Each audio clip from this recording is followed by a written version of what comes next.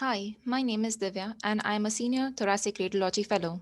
This video is a brief review on chest imaging and findings we commonly see in various confirmed cases of COVID 19. I would like to begin by thanking the resilient frontline staff in wards and intensive care units who are working at the center of the pandemic. COVID 19 is a multisystem infection and has multisystem symptoms. Pulmonary involvement is the most common and life threatening. Diagnosis is made with swabbing and RT PCR test. CT should not be used as a screening test for COVID 19 infection.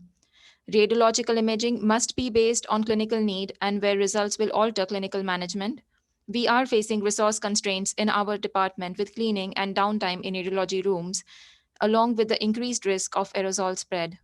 Inpatient investigations for suspected or confirmed cases will be limited to those which are deemed essential.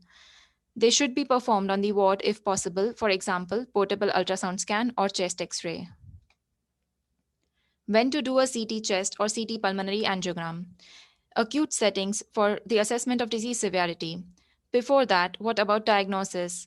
If a patient has hypoxia and is clinically fitting a classic COVID infection with PCR negative, we recommend a chest x ray should be done first. Serial chest x ray imaging has accuracy in diagnosis approximating CT chest. Also, a normal CT chest does not rule out COVID 19 infection and may show non specific findings. In confirmed cases for therapeutic implications, if there are suspected complications or an alternative diagnosis. Clinically, when hypoxia is out of proportion to the parenchymal opacities on chest x ray for the stage of infection. Suspected pulmonary thromboembolism, superimposed pneumonia, parotrauma, and ARDS are the complications. Subacute or chronic settings, when a patient may develop pulmonary thromboembolism as a delayed complication, have long COVID or post COVID fibrosis. Always order a CT pulmonary angiogram if pulmonary thromboembolism is clinically suspected. Imaging findings at presentation may be of varying severity. On a chest radiograph, classic or probable COVID 19 has multiple lung opacities which are hazy, predominantly peripheral, bilateral much more than unilateral, and in mid to lower zone distribution. On CT, we see the multifocal lung opacities, bilateral, predominantly peripheral or perilobular, ground glass opacities to patchy consolidations. Rarely, positive imaging findings may precede the symptoms. Severe hypoxia may be out of proportion to the radiographic findings. And of note, pleural effusions and adenopathy are usually lacking in early COVID 19 infections. So let's look at some cases. This is a PCR positive COVID infection with largely normal looking chest radiograph and corresponding CT showing mild severity index with some peripheral small ground glass opacities. A useful tip to assess severity on chest radiograph is by dividing the lungs into 6 zones by drawing two lines, one along the superior margin of aortic knuckle and the other inferior to the hila, and looking for the degree of involvement in each zone. A mild to moderate case of COVID infection with larger opacities in bilateral lower zones and corresponding CT with peripheral patchy ground glass consolidations. Another case of moderate severity with involvement of bilateral mid and lower zones with peripheral hazy opacities on chest x ray and corresponding CT image showing the peripheral ground glass opacities. You can see how well the opacities on chest radiograph in moderate to severe cases correlate with the opacities on CT. This is a case of hospital acquired COVID 19 infection showing progression over time on serial chest radiographs. The initial chest x ray on admission was showing bilateral lower zone atelectatic opacities.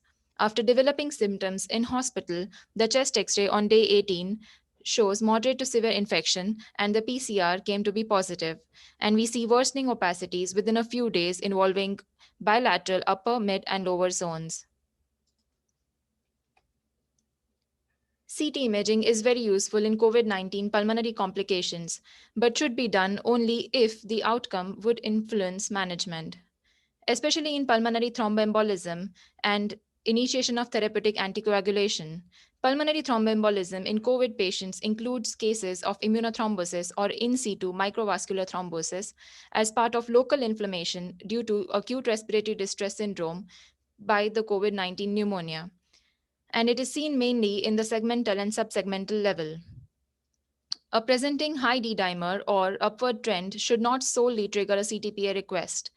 Please mention in your requests if there is disproportionate hypoxia, discordant clinical picture, or a sudden clinical deterioration. At all times, remember to balance patient stability and infection control risk versus benefit of doing the CTPA. This is the same severe hospital acquired COVID infection with bilateral segmental pulmonary emboli, which are seen as filling defects.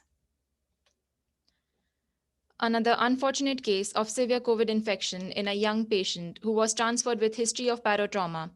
On first CT, there were bilateral segmental and subsegmental thrombi.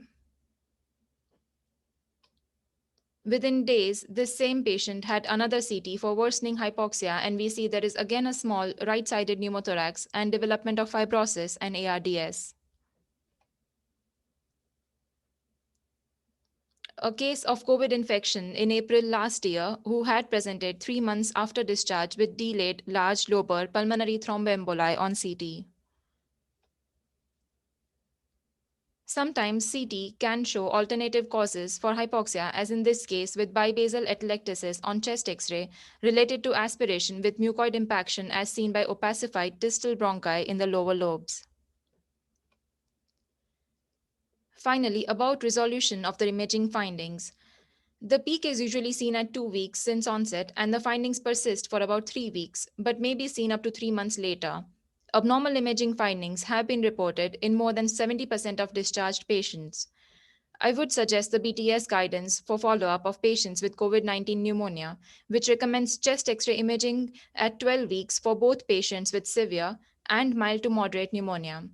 Further imaging is then based on clinical review, suspicion of pulmonary embolism, and pulmonary function test review. With that, I hope this snapshot has been useful and will help provide care together, safe, kind, and excellent. I'm happy to respond to any questions through email. Thank you.